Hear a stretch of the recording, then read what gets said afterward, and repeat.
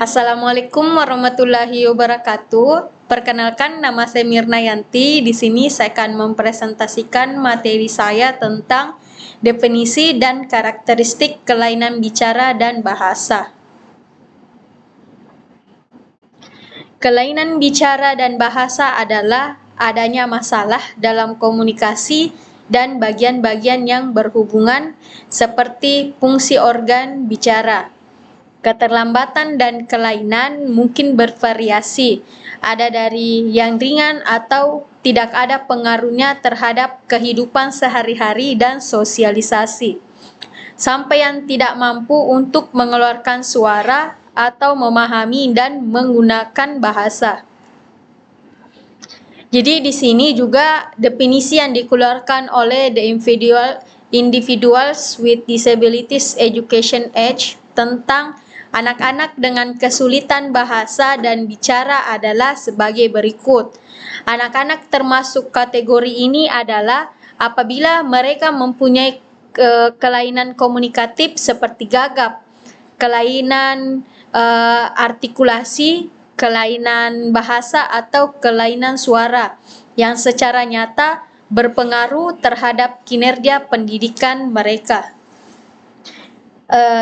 Selain itu, ada juga yang mendefinisikan kelainan komunikasi sebagai adanya kelainan dengan menunjukkan ketidakmampuan dalam menerima, menyampaikan, memproses, dan memahami konsep-konsep atau simbol-simbol verbal, nonverbal, dan gambar.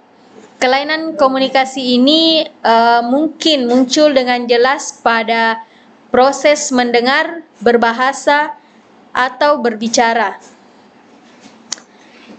Penyebab pertama yaitu penyebab kelainan bahasa dan bicara dapat diakibatkan oleh berbagai macam, bisa dari segi fungsional atau organik.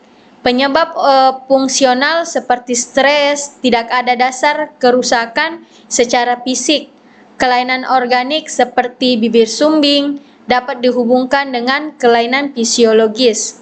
Kelainan bicara dan bahasa bisa anak-anak dengan kelainan bicara dan bahasa dasar-dasar psikolinguistik diperoleh sebelum lahir, pada saat perkembangan atau diperoleh kemudian. Kedua, kelainan sejak lahir adalah kelainan yang terjadi ketika bayi masih di dalam kandungan. Kelainan pada saat perkembangan adalah pada saat usia prasekolah. Ketiga, penyebab kelainan komunikasi adalah sangat kompleks. Meskipun kebanyakan anak-anak dievaluasi dalam konteks sistem pendidikan mempunyai kelainan komunikasi fungsional, tetapi pengenalan faktor-faktor penyebab lainnya yang bersifat organik sangat penting diketahui oleh para guru di sekolah.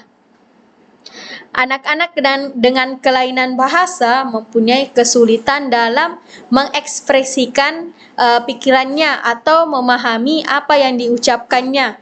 Keterampilan bahasa ekspresif dan kemungkinan kesulitan yang menyertainya, termasuk di dalamnya itu ada tata bahasa, struktur kalimat, kefasihan, dan pembendaharaan kata dan pengulangan. Bahasa reseptif kekurangannya biasanya itu berhubungan dengan menanggapi, mengabstraksikan, menghubungkan, dan menggali pemikiran. Seorang siswa yang tidak mampu dalam mengikuti perintah secara efisien di dalam kelasnya, mungkin dia mempunyai kelainan bahasa reseptif. Seorang siswa yang tidak mampu berkomunikasi secara jelas karena tata bahasanya jelek, pembendaharaan katanya kurang, atau masalah produksi seperti kelainan artikulasi, dia termasuk mempunyai kelainan bahasa ekspresif. Jadi, adapun pembelajaran bagi anak-anak dengan kelainan bicara dan bahasa, yang pertama itu layanan bicara atau bahasa dan pembelajaran kemampuan dalam pengenalan huruf-huruf. Kedua, berkomunikasi dengan mempergunakan teknologi, baik itu menggunakan komputer, handphone, dan media lainnya. Ya, mungkin sekian dari saya. Terima kasih. Assalamualaikum warahmatullahi wabarakatuh.